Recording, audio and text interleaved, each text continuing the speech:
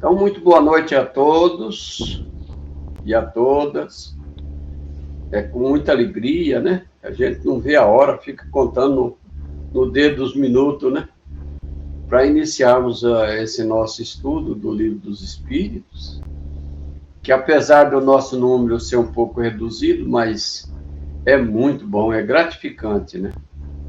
Mesmo porque a gente fala a nossa língua, aquele linguajar simples, humilde, né? Como deve ser a doutrina espírita. Então, nós agradecemos muito essa oportunidade que nós estamos tendo, inclusive da internet, né? Porque se não fosse a live, dificilmente a gente iria lá no centro para participar desse estudo e não teríamos também a presença do Odilon, né? Então, a gente agradece muito. E é uma realização da nossa casa, que a gente carinhosamente chama de CEL, União Beneficente Allan Kardec. União Espírita Allan Kardec. Fica na Rua Iviema, número 5.565, bairro Jardim, Monte Líbano. Todas as sextas-feiras, às 19 horas, né? Das 19 às 20, é uma hora de estudo. Então, como é de praxe, né, a gente vai conversar com Deus, com Jesus, nesse momento, né? Que é inadmissível a gente fazer um estudo em nome de Deus, né, da doutrina espírita, sem orarmos. Então, nós fechamos os nossos olhos físicos, abrindo nossos olhos da alma, elevando nossos pensamentos a Deus, a Jesus, e pedindo a eles, neste momento, a proteção espiritual. Que as nossas mentes se abram, que a gente consiga os recursos necessários para realizarmos um excelente estudo e compreendermos as questões que serão nos passadas para nós na noite de hoje. Seja fácil assim, de uma certa maneira para nós, né? Porque os bons espíritos estão nos ajudando, nos auxiliando nesse estudo. E como também a gente sabe que não está sozinho nunca. Todas as tarefas do Cristo, a gente tem acompanhante, espíritos que também vêm conosco aprender. Então, que Jesus nos abençoe, que auxilie o meu querido irmão Odilon, para que ele tenha a palavra fácil também e a compreensão das questões que vão ser ministradas para nós na noite de hoje. Muita paz e Jesus nos abençoe. Imediatamente passamos a palavra para o Odilon e agradecemos a presença do nosso querido presidente da casa, né? O João Dalmolin. Que gostoso ver o João aí. Nós somos só em duas pessoas. Estávamos, né? Encarnado, porque espíritos, com certeza, tem muitos, né? Boa noite, João Dalmolin. Seja bem-vindo. Boa noite, obrigado. E vocês também.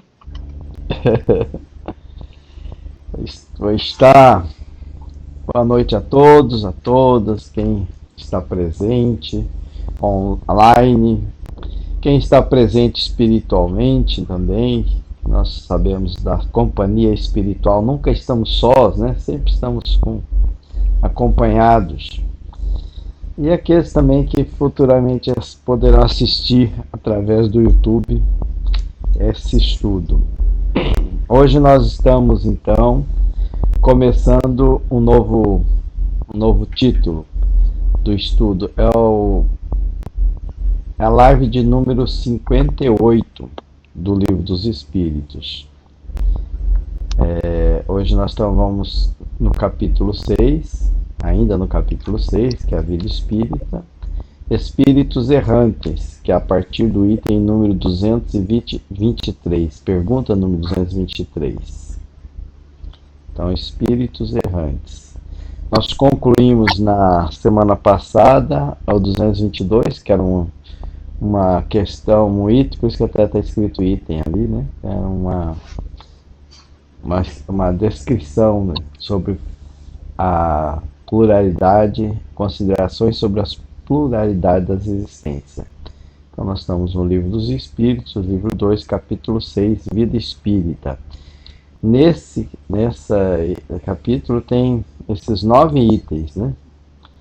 E hoje nós começamos então Espíritos Errantes, que vai da questão 223 até a 233. E depois logo após 10 questões. 10 questões. Aí depois nós vamos para o mundo dos transitórios, percepções, sensações e sofrimento dos espíritos e sempre avante. Vamos então começar o nosso estudo com a questão número 223.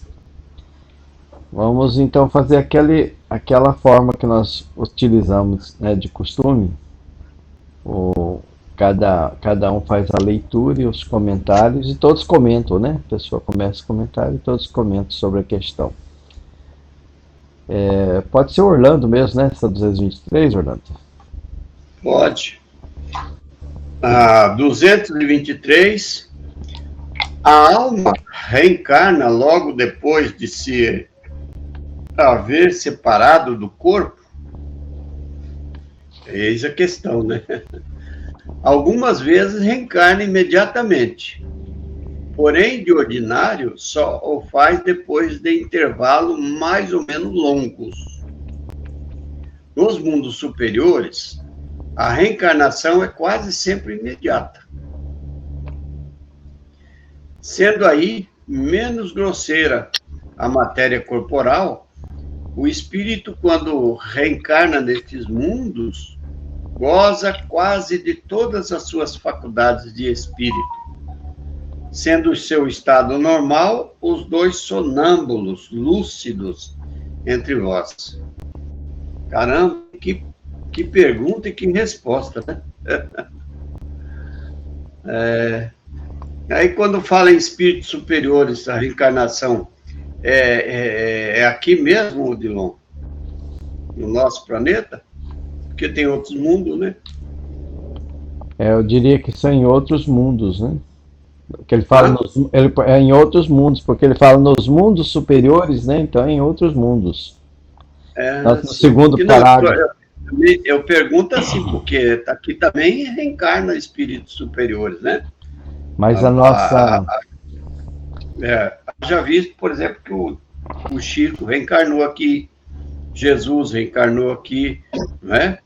O Divaldo também, muitos, a irmã Dulce, a irmã Teresa de Calcutá, né? Madre Teresa.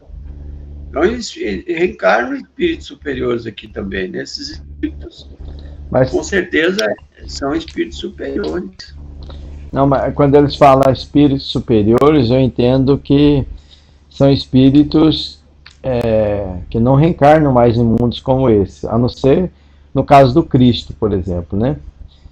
Chico Xavier, Divaldo Pereira Franco, minha irmã Dulce, irmã Madre Teresa, esses espíritos que se destacam, eles ainda estão na nossa condição aqui de reencarnar nesse mundo, ainda que eles estejam já numa sintonia maior, né? Mas eles ainda estão pertencentes a este mundo, esse mundo de provas e expiação. Eles ainda têm as dificuldadezinhas deles, né? A gente tem assim grande admiração por eles, né? Por Chico Xavier, por exemplo, mas quando a gente estuda os casos do Chico Xavier, nós percebemos que ele teve alguns probleminhas, algumas dificuldades, né? Que venceu, é claro, né? Talvez a diferença seja essa, né? Ele era disciplinado, né? Obedecia sempre ao mentor dele, o Emmanuel, né? Não ficava teimando, mas lá de vez em quando ele se via numas situações onde o Emmanuel dava uns puxões de orelha nele, não é isso? Divaldo também, no próprio filme, narra, né, as dificuldades que tinha.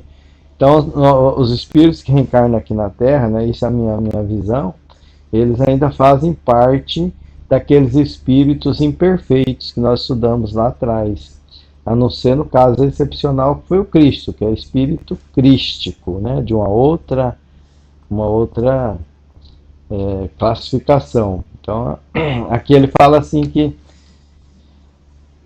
nos mundos superiores a reencarnação é quase sempre imediata.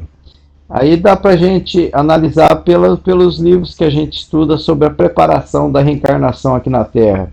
Lembra como é que demora, né? Tem todo um planejamento, uma programação, 9 meses de gestação, né? Tem uma preparação que antecede, a escolha das provas e tudo mais.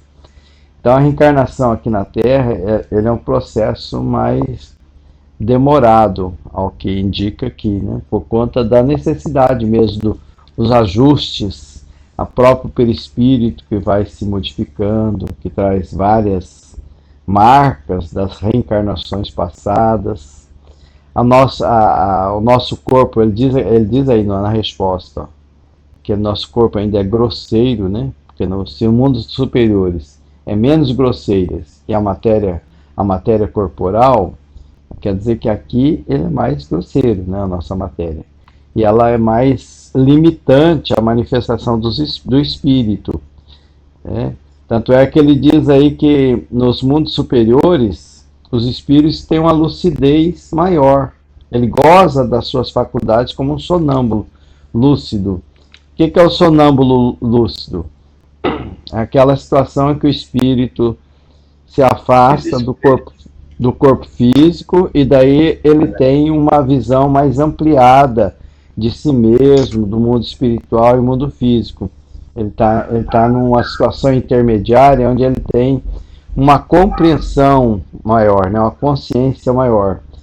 Tem casos até de sonâmbulos que fazem discurso, palestras, né, sobre efeito sonambulismo, que é efeito do próprio espírito dele mesmo, né, no estado de emancipação espiritual. O próprio Divaldo mesmo, né, nas palestras dele, em alguns momentos, ele mesmo já disse, né, que ele fica em desse estado sonambúlico. Teve uma vez que eu estava em Campo Grande, ele recebeu o título aí de cidadão campograndense, e ele fez uma narração de todo o histórico de Campo Grande, sobre os pioneiros e tudo, com datas, com várias... Falei, mas como é que pode decorar tudo isso, né? Porque ele estava nesse estado sonambúlico, né? Ele mesmo se afasta um pouco do corpo e tem se afasta na nossa linguagem aqui, né? Mas ele tem uma situação diferenciada. Mas a propósito da pergunta aí, ele diz sobre a questão, né, da possibilidade de reencarnação imediata, que é possível aqui no nosso plano físico, mas geralmente, né, que ele fala aí ordinariamente, né, geralmente demora um pouco, porque tem toda aquela preparação que nós já vimos, principalmente nas obras de André Luiz. Ele narra como é que é feita a preparação para uma nova reencarnação. Às vezes demora até séculos para a pessoa reencarnar novamente, né? Tem todo um preparo. Talvez o João possa ilustrar melhor essa questão. A resposta da pergunta aí foi que o espírito, em geral, não reencarna logo depois de ter se separado do corpo, depois de ter desencarnado. Não reencarna logo, em alguns casos, né? Algumas vezes, que não entrou aí em detalhes quais são os casos, né? Mas, logicamente, vão ser casos em que seja conveniente, em que seja útil para o espírito reencarnar logo, de imediato. Então, aí também tem aqueles casos, por exemplo, de um espírito que ele tem que ter uma reencarnação normal aqui, né? E às vezes ele reencarna e tem um pedacinho de existência para cumprir aqui. São aquelas crianças que reencarnam e desencarnam em seguida, ali com 10, 12 dias, né? O irmão do Azi mesmo, o Emanuel, ele viveu aqui, eu acho que 17 dias, né? E desencarnou, né?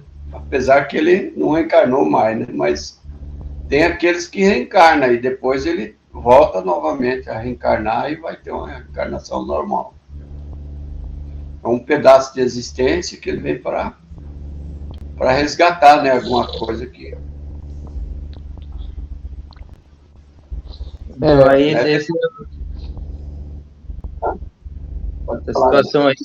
essa situação aí da reencarnação logo em seguida, parece que ela se dá muitas vezes com crianças que desencarnaram, estão se sentindo ainda como crianças e elas vão reencarnar logo para continuar e na conveniência, principalmente de reencarnar na mesma família, às vezes com a mesma mãe, mesmo pai, né? Então já está tudo preparado praticamente, né? É a mesma coisa que se preparou para a última reencarnação, já está preparado para essa nova. Então tem uma conveniência disso aí, né? Então é só um exemplo aí que me ocorre agora, que eu já ouvi em algum momento. Mas depois ele respondendo que não, que tem um intervalo mais ou menos longo entre uma encarnação e outra, é claro, né, também porque na vida espiritual tem uma utilidade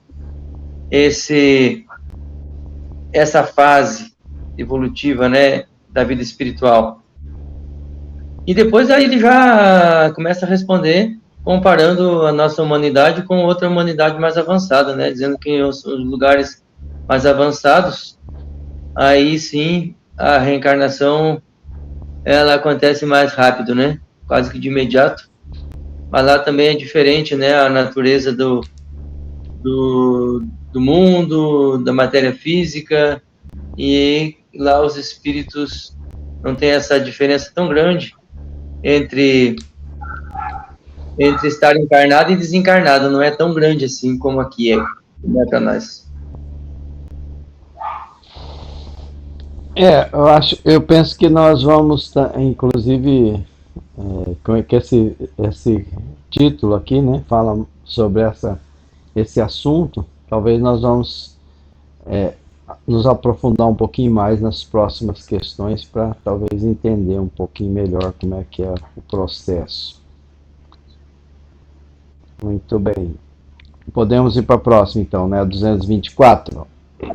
Bora. A questão está falando sobre as definições, ó. Essa tem a 224 e a 224A, que eu até coloquei no finalzinho, e a B, acho que também. Essa pode ser pro João, né, João? Pode. Que é a alma no intervalo das encarnações? O espírito errante. Espírito errante. O espírito errante, que aspira a novo destino e espera.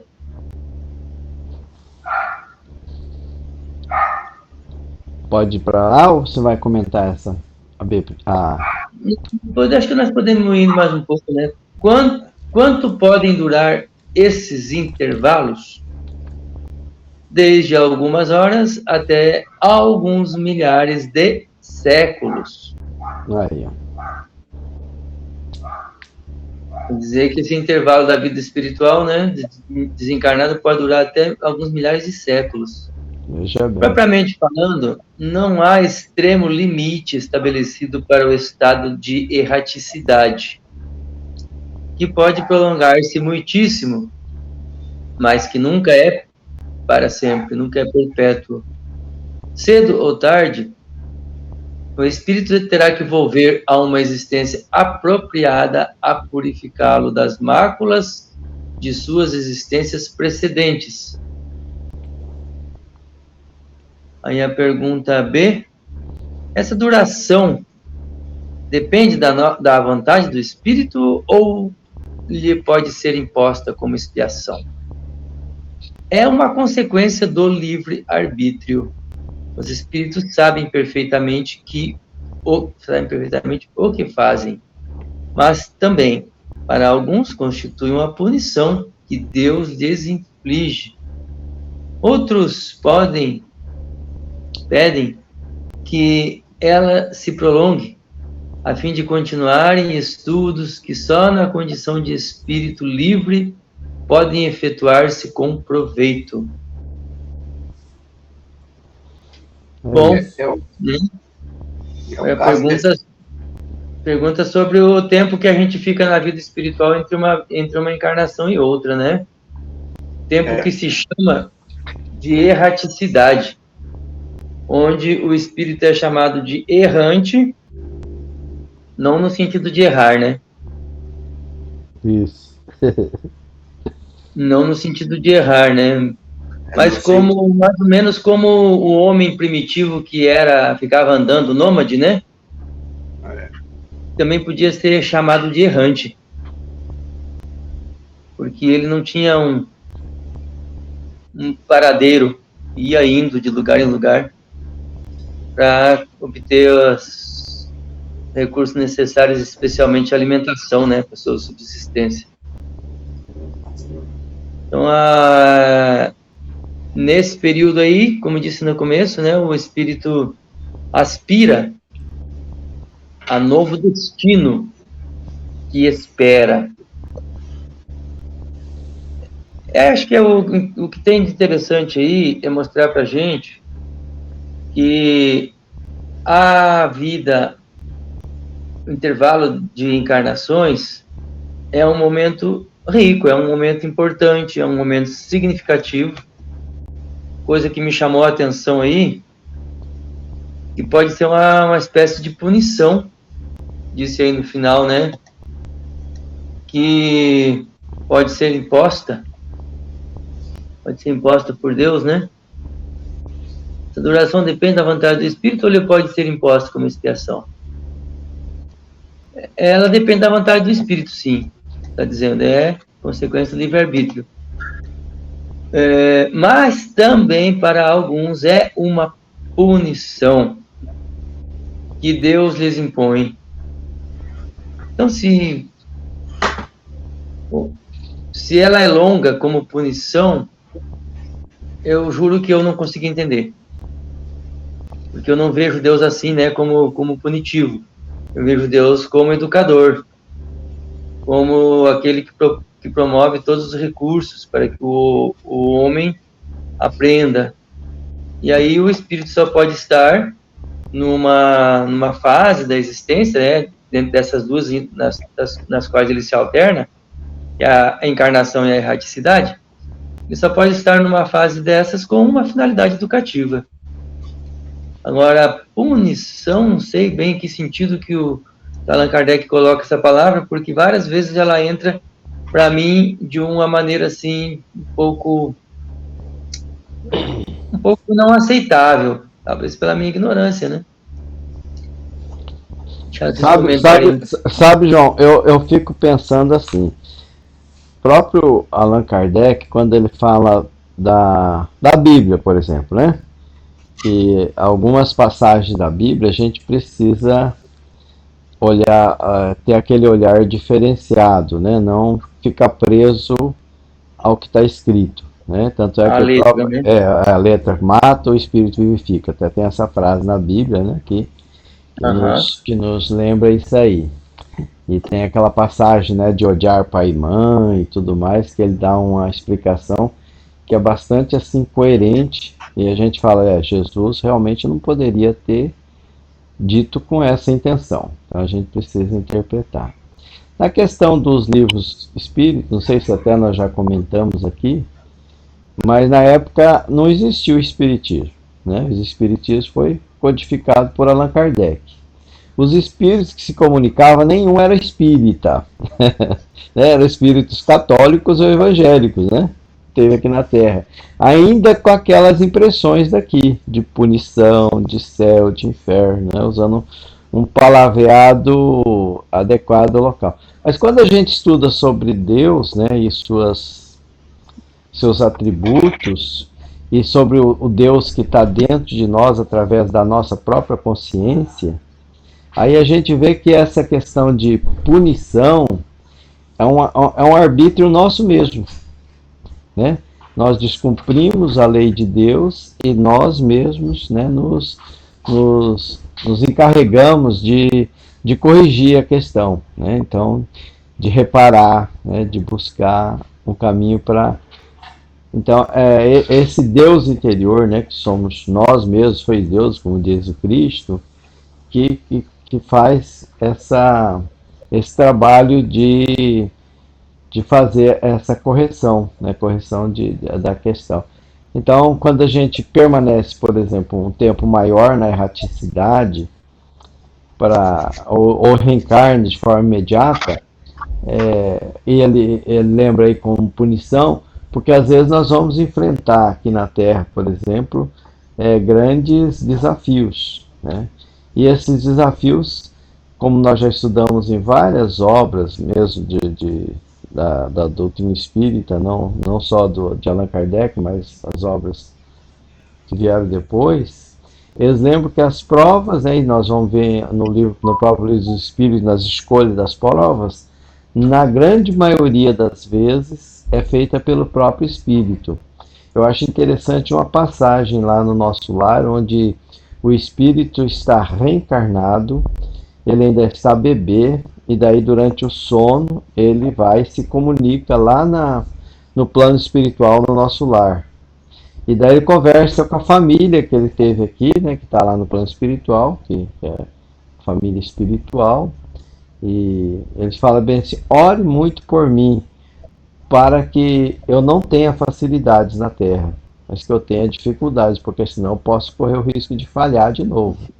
Então, nesse sentido, né? Ele está se punindo? Ele, talvez, né? Depende da forma como a gente interpreta a questão. Mas, na verdade, as provas, os desafios, eles são solicitados muitas vezes pelo próprio Espírito, que é para ele poder avançar, crescer. Se ele não passa por esses desafios, ele nem sempre ele consegue mudar de fase, né? Mudar de grau de evolução. Para vencer, às vezes, alguns vícios morais que nós temos, nós, às vezes, precisamos enfrentar alguns desafios que nos levam à compreensão, a sentir na pele, né? O que é fome, o que é enfermidade, né? O que é ter paciência, ter tolerância, né? Às vezes existe até algumas ilustrações, né, que traz, né, quando você está pedindo paciência, então Deus vai te dar paciência. Como é que ele vai te dar paciência? Te botar uma encrencazinha aí no teu caminho, né, alguém muito complicado para você treinar. É esse o caminho. E assim nas outras situações também. Então eu imagino que essa forma, né, que é expressa aí no livro ainda carrega um pouco dos bispos, né, padres que se comunicam. Vê que tem muitos que se comunicam aí nas obras fundamentais da doutrina espírita para o bispo de Argel, né, bispo da França, que eles têm também alguns... Ainda as palavras da doutrina espírita ainda não estavam comum, né, no uso comum. Talvez seja isso.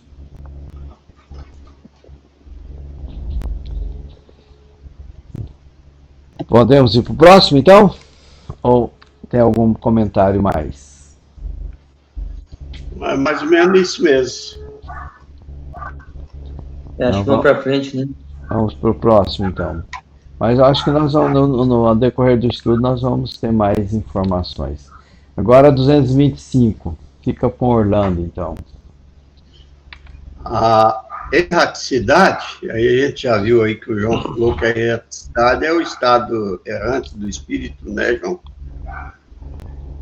Então, a erraticidade é por si só um sinal de inferioridade dos espíritos? É uma pergunta. Não, porquanto há espíritos errantes de todos os graus. A encarnação é um estado transitório. Já o dissemos. O espírito se acha no seu estado normal, quando liberto da matéria. Esse eu vou deixar para o Dilon fazer a explicação aí. Pode ser o João também. O João tá afiado. Tá afiado. Peronomútil. Hein? Afiado peronomútil. Peronomútil. Mas nem tanto. Então, mas aí está dizendo que a erraticidade não quer dizer atraso e nem evolução. É esse intervalo chamado de erraticidade, né? E o espírito que está na erraticidade, ele não está encarnado, não está vivendo uma encarnação, ele está errante em alternativa a estar encarnado. E que é um estado, a encarnação é um estado transitório. O estado normal do espírito é estar fora da matéria. Esse é o estado normal do espírito. Então ele vem para a matéria temporariamente, mesmo que seja por muitas vezes, ele vem para a vida na matéria por conveniência evolutiva, né? Porque a matéria, ela é muito conveniente. Eu diria que a matéria ela é um recurso excelente da evolução, no sentido de que quando se consegue vencer a si mesmo na matéria, aí é a prova maior, é a certeza Mateus, de que leva se conquistou um grau de evolução. Quando se consegue vencer a si mesmo na matéria, porque a matéria ela é um atrativo muito grande também João Gabriel, para tá se esquecer, com você, escondeu? Para se esquecer da essência espiritual, da verdadeira busca de evolução, da verdadeira busca de crescimento, né? Porque ela naturalmente ela atrai, ela convida para a busca da vivência de sensações, para a vivência de satisfações de instintos, né? Então, como isso acontece, digamos que aí seja uma forma de provar, né? Não no sentido de tentação, até porque tentação está entendido, está explicado, está entendido como outra coisa, né? Não são as oportunidades probatórias, né? Oportunidade probatória é estar na matéria com a possibilidade de estar detendo muitos recursos e utilizar esses recursos, ou não estar na posse, no domínio de recursos, e aí ter que decidir como viver sem esses recursos. Por exemplo, né?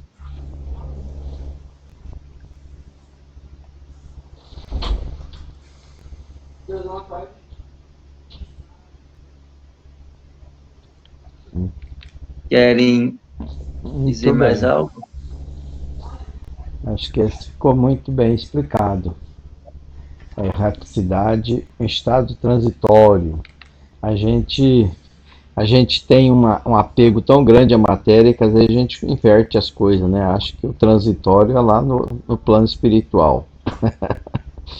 A gente vive dessa maneira, né? Achando que aqui é o mais importante, né? Dando importância às coisas da matéria, às coisas passageiras, como se fosse muito importante. E aqui ele deixa bem claro, o mundo verdadeiro, o verdadeiro estado do espírito é no mundo espiritual. E a necessidade da reencarnação é porque ainda nós estamos nessa fase de progresso ainda, não chegamos ao espírito puro. Então, tá. Vamos para a próxima então, né? 226. Esse aqui eu coloquei a pergunta e no final um Akai que tem um comentário de Kardec na sequência. Pode ser o João, né? Poderemos dizer que são errantes todos os espíritos que não estão encarnados? Sim, com relação aos que tenham de reencarnar. Sim, com relação aos que tenham de reencarnar. Não são errantes, porém, os espíritos puros, os que chegaram à perfeição. Esses se encontram no seu estado definitivo.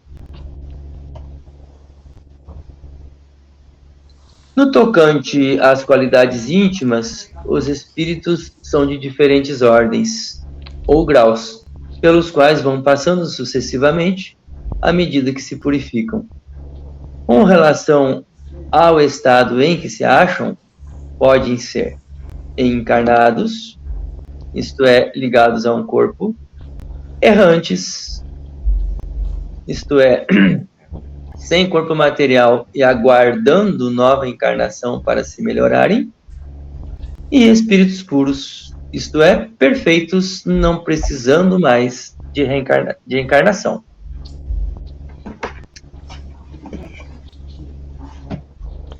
Aí fez questão de deixar claro que não é todo espírito que está fora do corpo físico e é errante. É chamado de errante, classificado como errante, aqueles que ainda precisam de reencarnação. Isso. Aí ficou uma questãozinha, né? A evolução vai acontecendo e o que é que define? O que é que define mesmo se o espírito ainda precisa de reencarnação?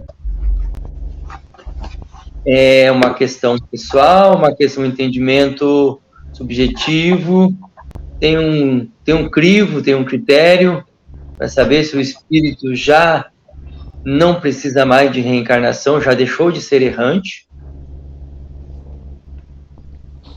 Na verdade, está falando que são os espíritos puros.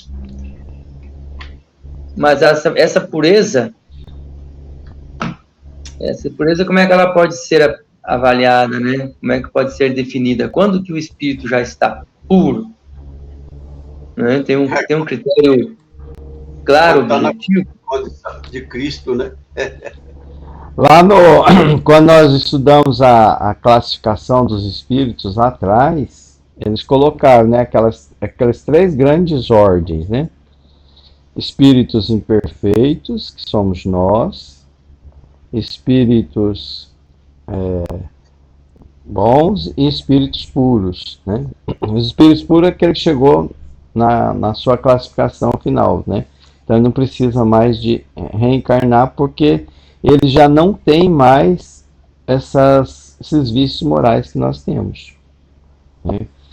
Então, inveja, ciúme, egoísmo, eles já se purificaram, já venceram todas essas questões através das reencarnações. Porque diz que o caminho para a gente se purificar, para a gente crescer é através da encarnação. Nós todos necessitam reencarnar. Tem até uma pergunta no livro dos Espíritos anterior que fala: todos os espíritos precisam passar pela situação da maldade, né, dos vícios. Aí ele fala da maldade, dos vícios, não. Mas das reencarnações, sim. Todos da ignorância, né, que eles precisam. Então tem alguns espíritos que eles crescem mais rápido, né, evoluem mais rápido.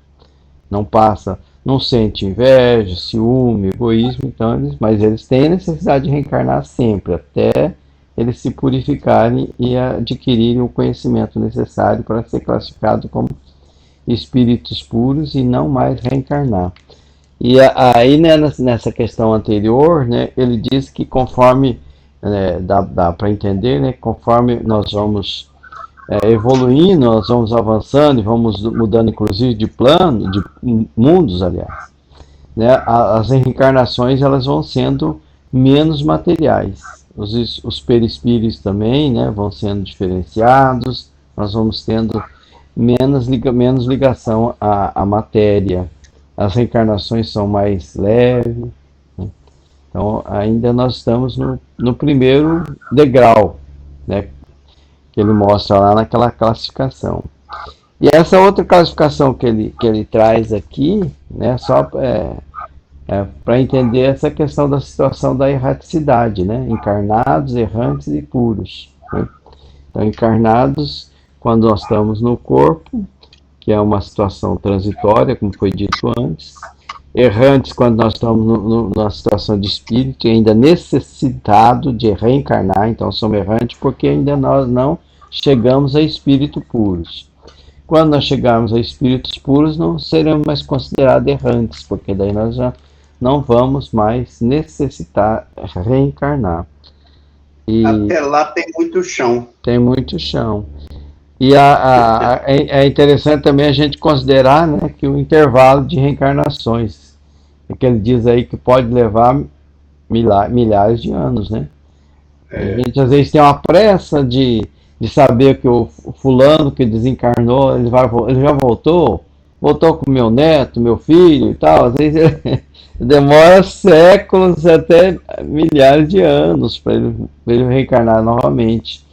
Que às vezes ele fica na erraticidade porque ali é o melhor caminho para ele se desenvolver, para ele aprender, para ele contribuir, né? Nós vemos mesmo nessas colônias espirituais narradas pelos livros de André Luiz, onde espíritos ali ficam na coordenação, na governadoria, com o ministro e não encarnam, mas eles são errantes, eles estão ali desenvolvendo um trabalho, né? Mas não são espíritos puros ainda, estão ali trabalhando para a evolução dos demais que estão encarnados aqui na Terra. E, enquanto isso, eles estão também se desenvolvendo, não é? Muito bem. Algum comentário mais? Vamos para frente. 227. Vamos avançar, né? 227, Orlando. 227. De que modo se instrui os espíritos errantes? Certo, não o faz do mesmo modo que nós outros. Estudam e procuram meio de se elevar-se. Veem, observam o que ocorre nos lugares onde vão, ouve os discursos dos homens doutos e os conselhos dos espíritos mais elevados. Tudo isso lhes incute ideias que antes não tinham. É um estudo constante, né? Não é? E a gente vai aprendendo. Aqueles estados, Orlando, lembra que nós estamos estudando nos mensageiros? Aqueles espíritos que estão lá, né? Tanto aqueles que estão coordenando, orientando, né? Quanto aqueles que estão lá de encarnações fracassadas, como eles mesmos dizem, né? Que reencarnaram e fracassaram na experiência, eles estão nessa situação, estão lá estudando e trabalhando, né? Que eles trabalham pelos encarnados e desencarnados, né? Cada um tem a sua função ali. E a pedra que se encontra no caminho é aprendizado para eles. Então você vê que essa questão que é colocada aqui, estudo e procura meio de elevar-se. Nós vemos naquelas experiências que eles narram ali, né? Aqueles casos que são estudados ali.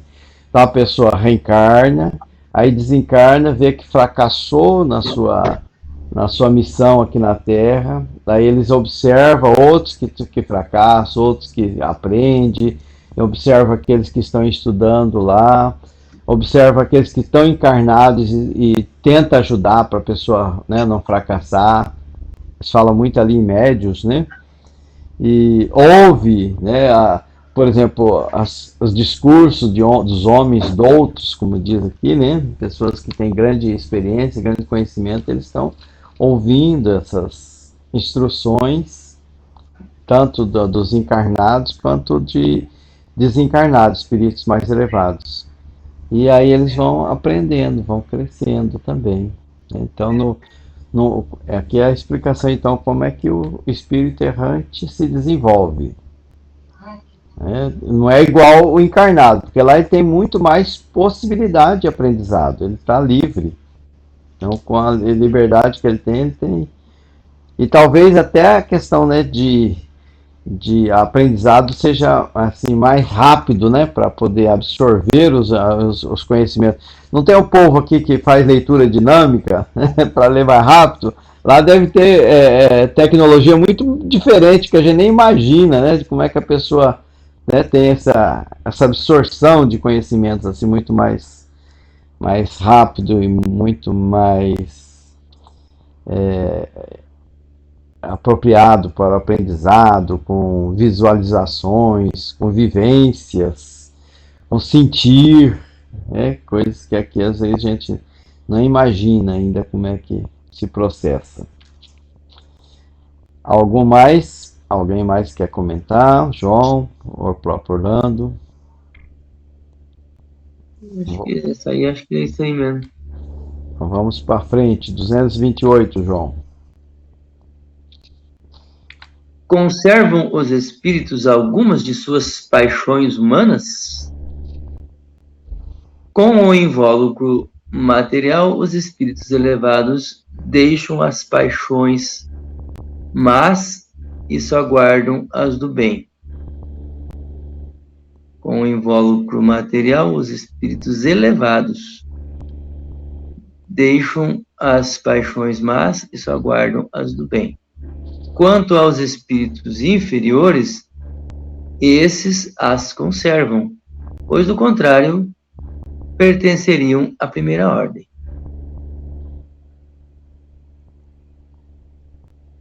É só isso? É, né? É. Só isso. Só isso. Os espíritos conservam humanas. Nós sabemos que as paixões humanas são características de inferioridade, né? Características de atraso, paixões humanas. Não são os sentimentos elevados, né? Sentimentos. São as paixões.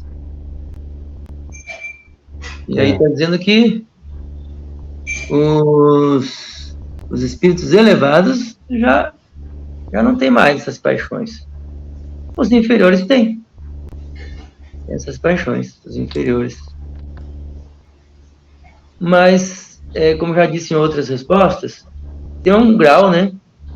Tem um grau ainda de dependência dessas paixões, ainda, né? De vivência dessas paixões, que vai diminuindo. Tanto que aí falou de espíritos elevados. Poderíamos talvez falar, não sei se poderíamos substituir por espíritos puros, aqueles que já não têm mais paixões nenhuma humana, e espíritos inferiores, né? Que são os espíritos da terceira ordem. Existem paixões boas? Aí diz que sim. No primeiro parágrafo aí da resposta diz, paixões más e boas. É a questão das palavras, né, que a gente precisa buscar o entendimento mais profundo. O que é uma paixão, né? Kardec também lembra da paixão, né? A paixão bem conduzida, ela leva a muitas realizações. A paixão destrambelhada, ele diz que é igual um cavalo sem adestramento, né? Pode provocar verdadeiro. Ele faz umas comparações interessantes, né? Pode provocar muitas destruições. Então, a paixão é bem conduzida. Então, talvez a paixão aqui seria aquela questão assim de você, aquela dedicação muito forte que você tem a uma ideia. Se é uma boa ideia, é uma paixão boa. Se é uma ideia ruim, é uma paixão má. Então, aqui é só lembrando que a matéria é a matéria, né? O espírito leva daqui da matéria a questão espiritual, as emoções, os sentimentos, as conquistas no campo da moralidade, né? As questões físicas permanecem aqui mesmo. E as coisas boas ou ruins que nós conquistamos, nós levamos com a gente nesse sentido de emoções, sentimentos. Conservamos ou não.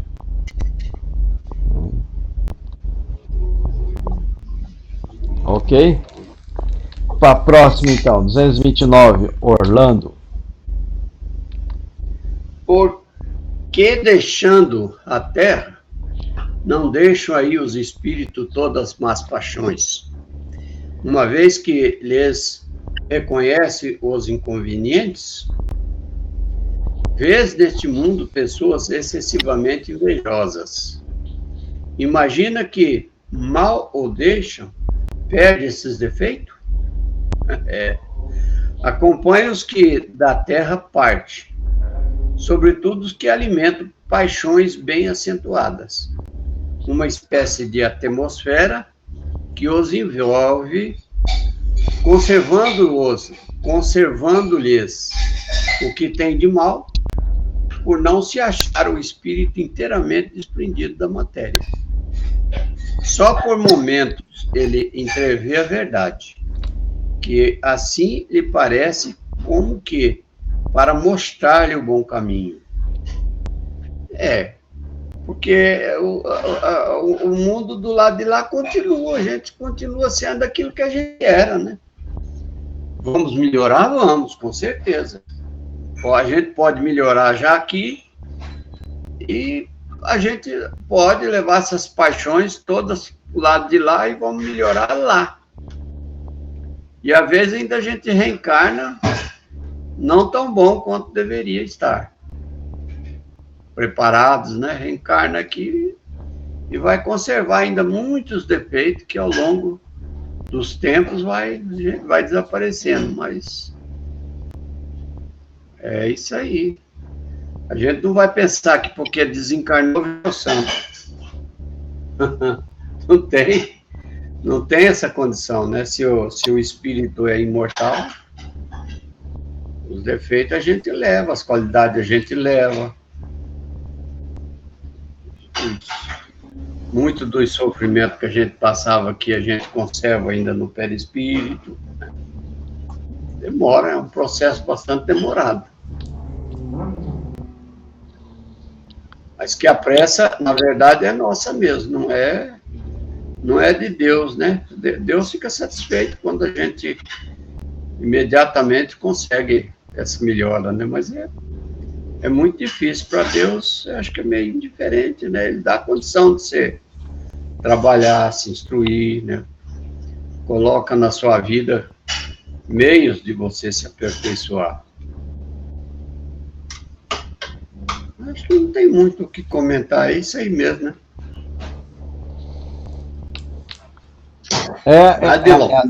Mas vocês que trabalham com a mediunidade, né, e ouvem os espíritos, vê isso aí tudo na prática, né? Na prática, assim, né, na forma de dizer, né?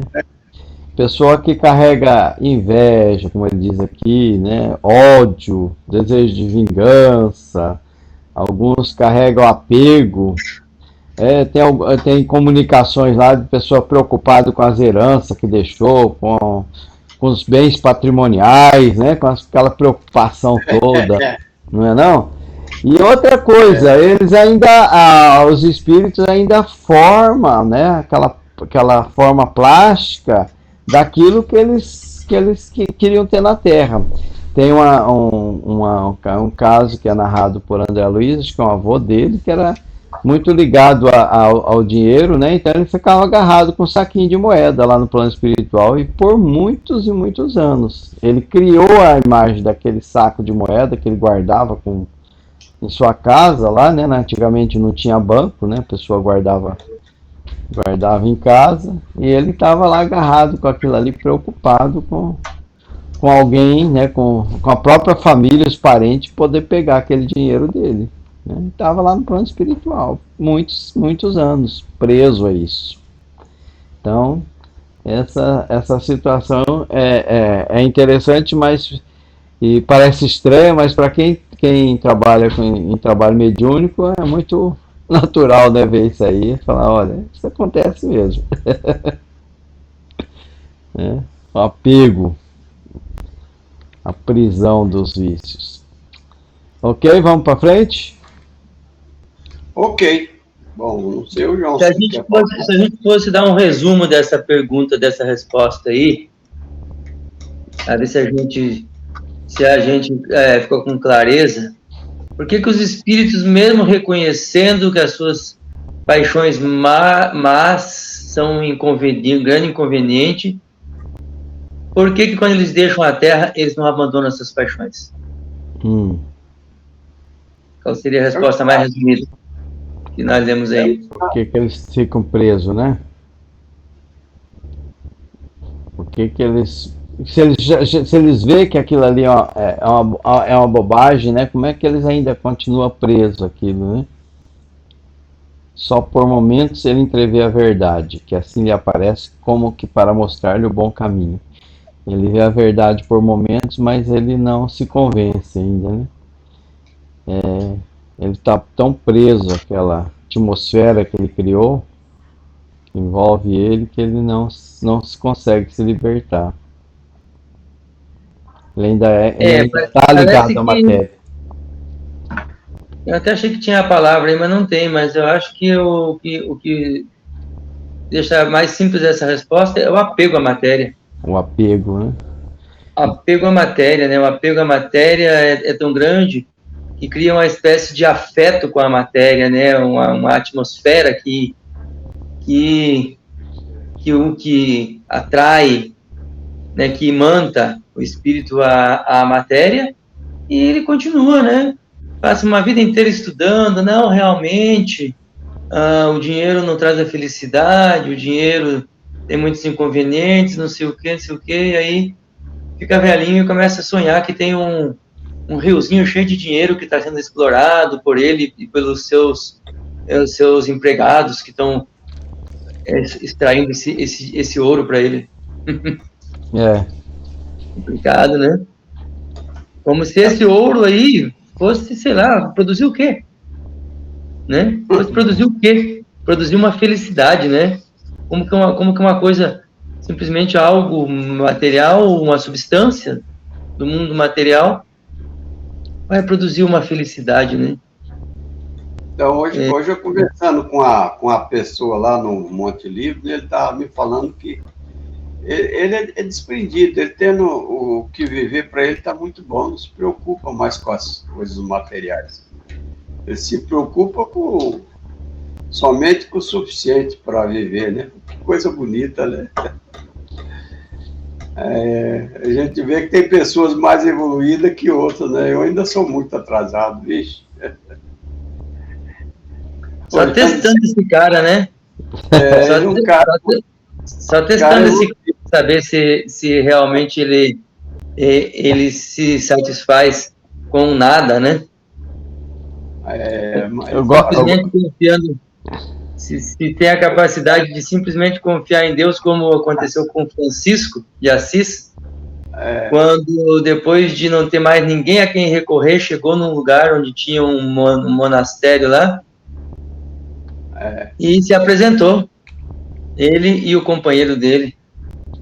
E aí a pessoa que o recebeu falou, mas é brincadeira, né? Numa aparência dessa aí, você vai querer me dizer que você é esse cara e tal. Não, vocês são golpistas. Aqui tem vaga não. Não, mas chame o superior que eu preciso conversar com ele. Chamou o superior falou, não, vai me enrolar não. Aqui não. Aí eles saíram e o amigo dele na maior tristeza, decepção, porque eles não tinham mais nada aonde buscar socorro, num tempo muito frio, cheio de neve, e aí o Francisco saiu na maior alegria, na maior vibração. Aí o amigo dele disse assim, mas que tá louco? O que tá acontecendo? Você endoidou? Você pirou agora? Ele falou, não, agora eu tive a oportunidade da minha vida de saber se eu confio em Deus ou não confio, porque não tem mais ninguém agora. Agora é só Deus. Só Deus. Agora é só Deus. Nós estamos exatamente nas mãos de Deus, porque não tem mais a quem a gente buscar.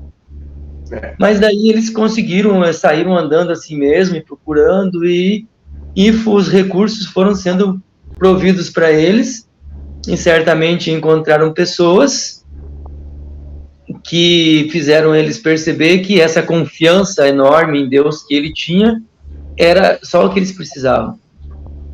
E as coisas se resolveram, eles não morreram daquele frio e nem daquela fome. Interessante, né? E aí, se a gente olhar a gente mesmo, né? Se você merece, você tem ajuda de Deus, né? Vive numa situação de socorro sempre, né? Porque Deus não falta em momento nenhum na tua vida. Basta você fazer por merecer a presença dele. E você vê que ela tá na hora.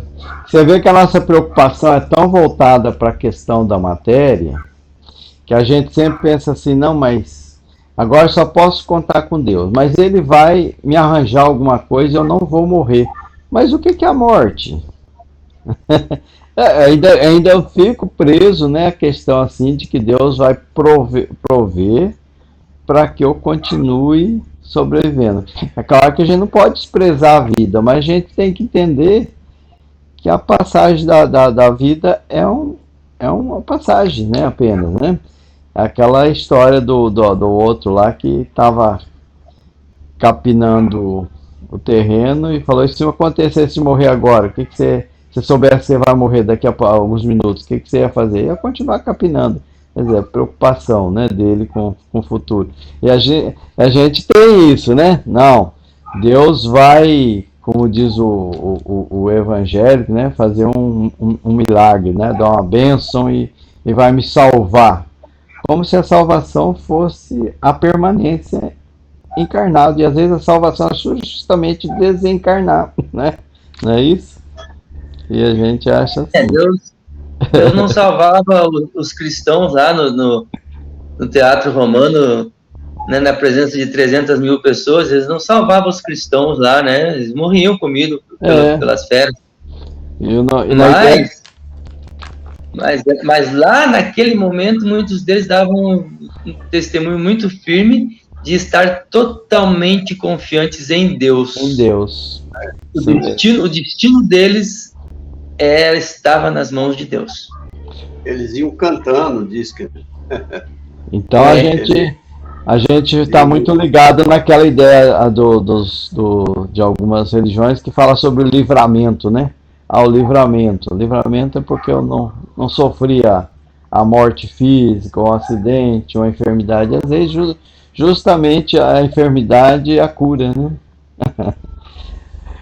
Muito bem, já estamos passando das 9 horas, devolvo a palavra ao Orlando se ninguém mais tem comentários a fazer. Não terminamos o título ainda, até a 234, né? Ainda faltam algumas questões para terminar. Lemos só 7 das 11 questões. Isso. Tá por tua conta, Orlando.